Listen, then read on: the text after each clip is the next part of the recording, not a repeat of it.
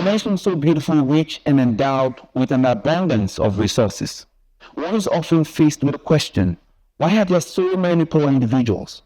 Why does it seem that nothing productive can thrive in the economy? Why are there more multinationals contemplating an exit from the country? Could the lack of financial literacy be extra reason for our stunted growth? What are the chances that with improved financial literacy, the nation will witness a reduction in corruption? These are many men that form the core of our contemplation today as we look at how to further unlock the nation's wealth by enhancing financial knowledge to pave the way for economic growth and reduce poverty, thereby creating opportunities for all Nigerians. When as I bid you welcome to the room where curiosity meets conversations, taking us a step further into the future we desire. I'm Sunas Nathaniel, and in the program today, I'll be speaking to Temitope Amujo, an innovator, financial data analyst, development finance expert, who is chairman and president of the Amugo Group and currently serves as CEO of Finland Global Solutions Limited, a hub for African immigrants in diaspora to learn and serve, remit, and invest for sustainable global growth. Mr. Amujo joins me via Zoom from the United Kingdom. Sir, you're welcome to the program. Thank you very much, Mr. Victor. It's a pleasure to be here today. All right. I'm gonna take this quick question now, so that you know. Let's get it right straight into the matter of the day. In your opinion, how much of a lack or dearth of financial knowledge, adds to the problem of our growth? This stunted growth we're experiencing economically. How much of this lack of financial knowledge adds to this problem? Yeah, thank you, Nathaniel, once again. Thank you for having me. Yes, it is very important for us to first understand what financial literacy is all about, especially for some that could not understand the financial jargons. But when I have the opportunity to talk about financial literacy, I make it simple in a layman language. Financial literacy depends on your access to financial information and how financially prudent you are. So financial literacy has to do with you understanding budgets, savings, credit, and investment. How do you know what to spend from your income? Do you really even know what income you are making? So if you are not informed financially, then you are financially literate. You may be informed but not prudent. You are also financially literate. A financially literate person is a financially stable person. So a professional is possible to be literate, to be financially illiterate. So let's now go to the topic of today.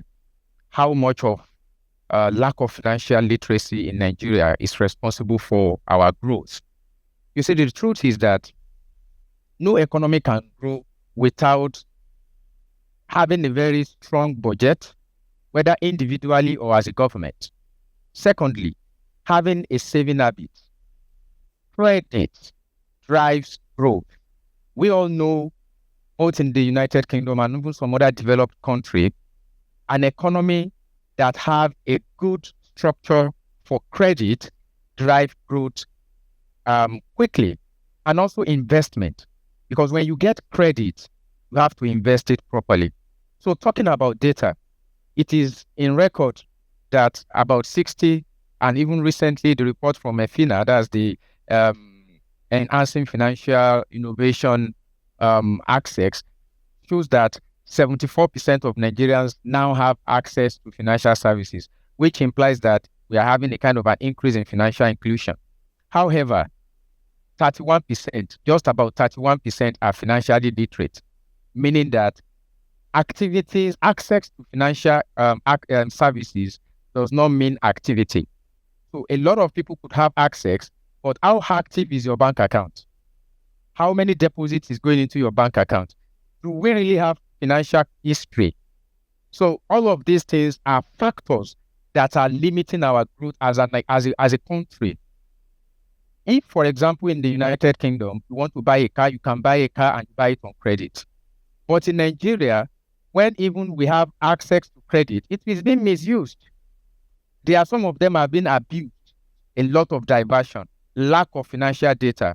All of these things are things that are bringing financial illiteracy to to grow and relatively now dwindling on our economic growth. So it is important for us to address financial literacy in holistic manner if we truly want to promote growth in the country. And if we want to start that, we start from understanding budgets, savings, credit, and investment. A lot of people don't even have a budget. People don't even know what comes in and what goes out from their hand. Likewise, our government, we have a budget, but sometimes the budget perhaps may be deficit. Most time is always deficit. But how are we managing the deficit budget? These are these are areas that we require serious financial literacy on, because it is one thing to have a budget, it is another thing to have a budget that is driving. So all of these things interwoven in each other, and that is basically what I have to say about how financial literacy is responsible for our growth. So all right. So there is a multi-dimensional aspect to this topic. We have the public and the private sector, and then you come to drive it by the government and all that. You want to break that down into how all this, works, the public sector, the private sector, and how maybe a merger of both, would drive this economy to a greater height. Yeah, that's great. So let's start from the micro and macro economy. You see, economic development or growth basically is not only by government. So government alone cannot drive it. The private sector has a very big role to play as well. And individuals make the government, we, myself and yourself. So the first thing about enhancing financial literacy to promote growth is to look at the micro level. First, do we really have a financial data of Nigerians, basically? Do we have a strong, because if I said we need to have budget, savings, and credit, and couple it with investment, how many financial credit history can we bring out from an individual in Nigeria that can inform a credible, that can inform a performing loan, so to say? Most people in Nigeria now, for example, that is in the micro level, they could have access to loan, but when they rush to this loan, some of them are not even informed that not all the loans that you see that they offer you that you should take, because some loans are not even meeting the return on the investment you want to put it on. Talk less of some don't even have any particular investment in mind to invest on. So they just had that, Bank A is giving out loan, they rush into it and the likes. So the first thing we need to address as regards financial literacy in the private sector is to ensure that individuals have a good understanding of their finances. Whether you are an individual or you are a business, you need to have a good understanding of your finances. What do I need money for?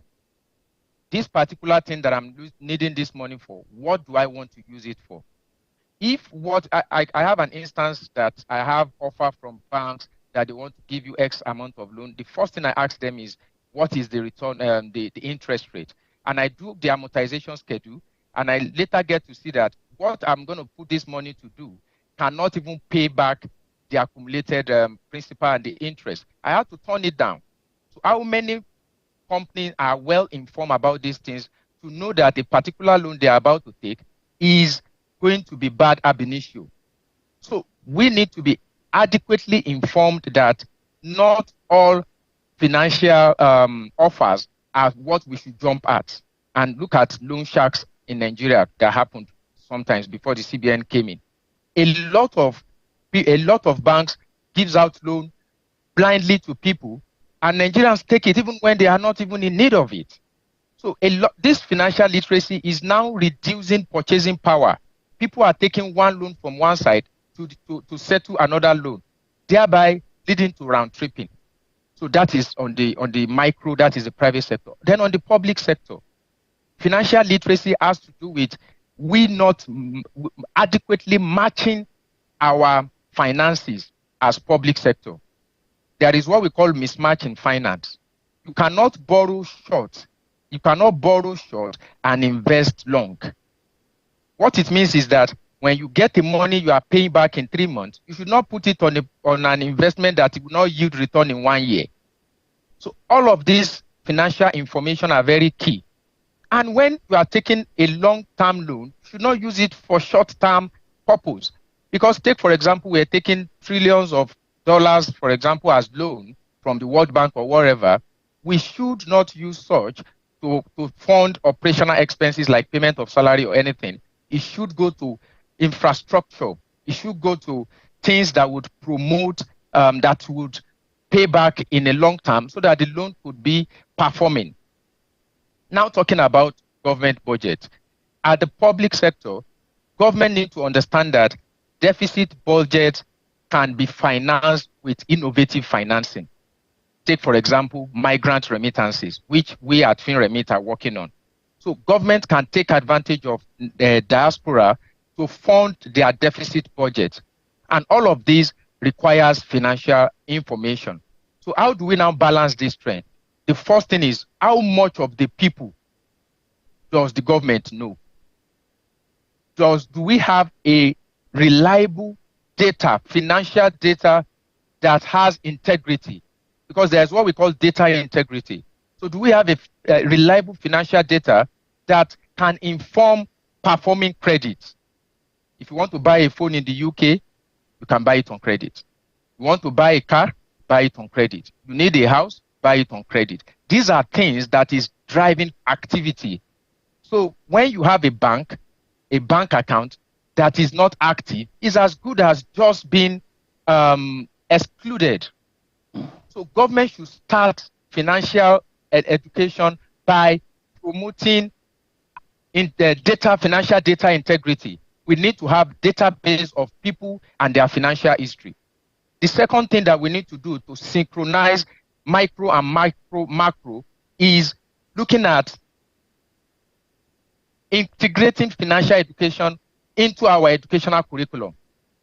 Most of financial literacy that is happening now is because we were not informed. People were not adequately informed about even their income distribution ratio. I don't know if you are aware that every of your money has a distribution ratio. When you earn an income today, it should be distributed in the ratio 50, 30, 20. And this does not require a classroom study. It is something that somebody just have to tell you. 50% of whatever comes to your hand should go to your needs. 30% should go to your wants. Then 20% should go to savings and investment. But how are we cultivating the habit of savings and investment in the country? It comes from financial education. And we have institutions that can help promote this financial literacy. We have the FINA, we have the CBN, they are trying all their best. But the National Orientation Agency can also come into place to support in creating awareness so that people will know what proportion of their money they should save, what proportion they should spend on what. And then the government as well should create a reliable database that will promote financial credit. I am telling you with fact that if I need to give a lending now, BVN alone is not sufficient. NIN alone is not sufficient. The financial history of that person is also Mr. Amujo, I think we'll have to hold on there, and then when we come back, we'll continue from where we've just stopped. We'll be going on a short break right now, and when we return, we'll be digging deeper into how decentralization of power generation can play a pivotal role in stabilizing Nigeria's economy. Don't go away. Stay with us.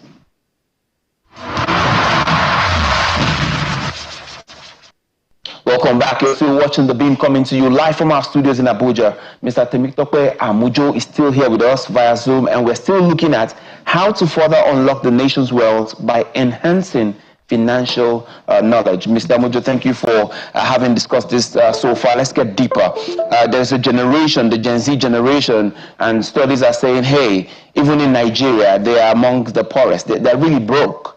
And then the question becomes, is this real? Is this true? If this is true, I mean, we're talking of people from 1997 to about 2012, if I'm not mistaken. And then we're asking, if this is true that they are very broke, what is the problem? What are the causative agents? And what can be done if their futures need to be secured right now? Yes. looking at it from the perspective of financial literacy and also the opportunity around the Gen Zs. In fact, the Gen Zs are supposed to be the living in wealth, big wealth by now, because the opportunity that are bound now does not exist then to some of us that while we're growing up, talking about the opportunity the internet provides and some other facilities like that. So what am I trying to say in essence is the digital, the Gen Zs basically may feel like perhaps they are broke, because I have a report from the Bread Financial, that's an Al Jazeera report that I read and said the Gen Zs are going broke, and we are now in the era of quick urgent 5K. Can I get urgent 5K? Can I get quick transfer? You understand all of those things. But the first thing that I could observe is that even some of the Gen Zs that have a reliable source of income, because opportunity arises for them, talking about some of us that are accompanying that has companies, we are looking for people that can create content. We are looking for influencers and the likes. So we have a lot of demand for soft skills that Gen Zs can adopt and start making money. But the first problem that could be the reasons while they are perhaps in quote broke could be budget, spending, and investment.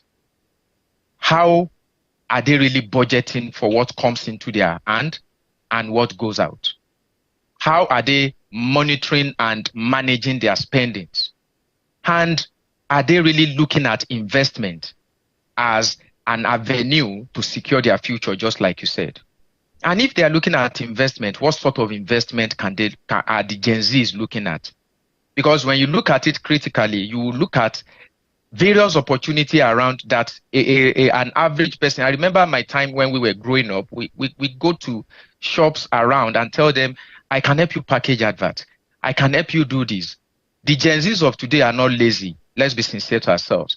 They are not lazy, but I want to say that maybe they are not adequately informed, both financially and even economically. So we need to unearth the potentials of these Gen Zs, because I spoke with one of these Gen Zs recently who is working with us on UI UX, that's user experience design, and I was amazed with what he was telling me. So the Gen Zs are not broke, but they have a broken chain to be financially free. That is, their purse is not broke, but there is a broken chain to their financial freedom. And that chain to their financial freedom is for them to create wealth, budget their spending, spend wisely, and invest.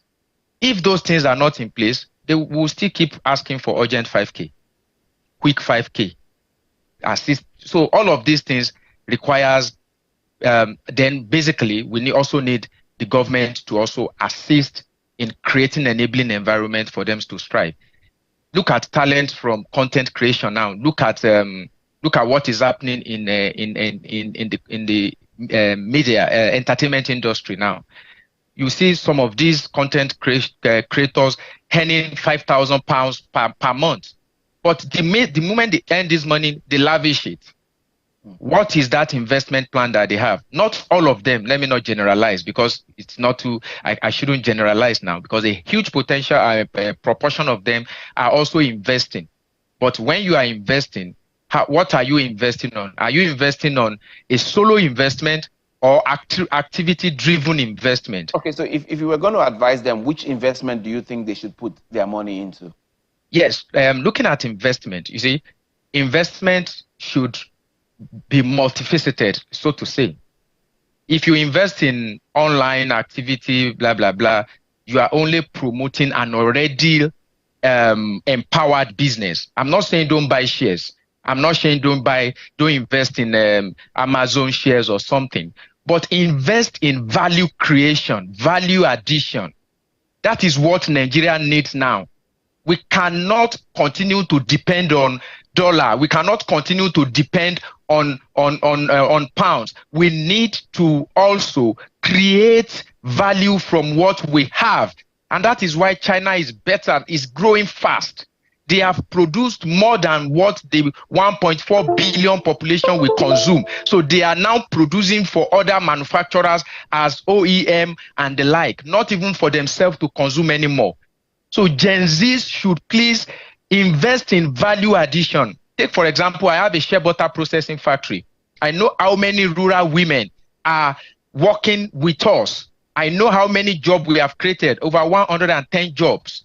So if Gen Zs can help us set up tomato processing units, if you are around Kaduna and the likes, to reduce the post-harvest losses from those places. But if they want to do this production, if Gen Zs want to invest in activity-driven investment, do we have an enabling environment for it? And that is where power comes in.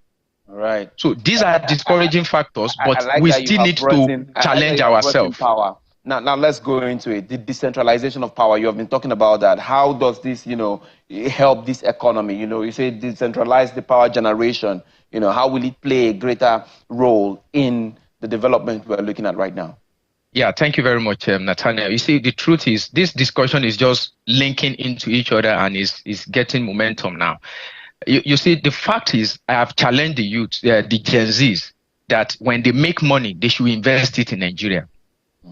Even if it is just 3 or 4, 5 people, you can recruit, irrespective of your industry, but let there be value addition. But some of them wants to go into maybe manufacturing, some of them into tech, some of them into entertainment. All of these has to do with power. And when I have an opportunity during our 10-year anniversary in Namugud, I said, give us power. We will empower ourselves. And that is the truth. As youth, let us have power. When I say power, I'm not saying political power or something. I mean electricity. Let's have energy. Let me be able to produce 24 hours in my factory without using diesel. So how do we decentralize this? I am happy that the government is looking towards the area of decentralizing power generation and the likes. But the first thing that I am looking at is constructing community-based mini grid, managed, owned, and supervised by industries. So it will be industry-driven, community-based mini grid. It could be solar. It could be, because we have sun. When I was in China, I was discussing with some company, and they said Nigeria has a lot of sun that can help you generate decentralized power. Take, for example, my factory, which is in Illiteracy, for example. This factory has neighboring communities. I need more power during the day to power my equipment. If I have a mini grid built in my factory, then the power can be distributed to houses around my factory, because they will perhaps be at work when I'm operating. And after my job, these houses, whether small or large scale houses, they will be able to use it at night to power their houses, and it will be metered. This is where tech and digital solution comes in. Mm-hmm. I know of people that are already proposing this or even doing this in Nigeria, but the government needs to work on public-private partnership that would ensure that industries have decentralized power, not necessarily overburdening the national grid, such that maybe with 520 panels, let's say maybe 110 million or something, you can have an average 200 kVA mini grid. And when I'm not at work, I extend it to people around, at least power their electricity and fans, and they pay for that service to manage that stuff. The industry that you have provide this mini grid to will take ownership of it, manage it, maintain it. The cost of your diesel, if you aggregate it per year, cannot be up to what you will spend to manage a mini grid, because a mini grid only requires you to use the battery, and if you don't even want a backup, you don't need a battery. So if power is out of our problem, then we can now start talking about distribution, road network, and the likes. But if we can focus on power, I assure you, industry will empower our youth. Thank you very much, Mr. Mujo. That's the much we can take. I'm hoping that this conversation will continue online and people are able to join in and then learn more. Thank you very much for coming on the program today. Thank you very much, Natalia. I'm happy to be with you guys. All right. Yeah. Thank you. Friends, this is where we draw the curtain on this episode of The Beam. We thank everyone who's been joining and engaging us, especially from our last conversation where we talk about patriotism and humanitarian services. This week, we'll be looking out for, your comments again. Please feel free to share your thoughts with us on all platforms using the hashtag ChannelsBeam and Channels TV News. I'm Sunas Nathaniel. Until I grace your screens again, please do not forget that only financial literacy is not just for personal assets, it is for a nation, and by so doing, together, we can empower Nigeria with the knowledge. And if we can grow Nigeria together, then our economy will be something to think about. Thank you very much. Stay blessed. Bye.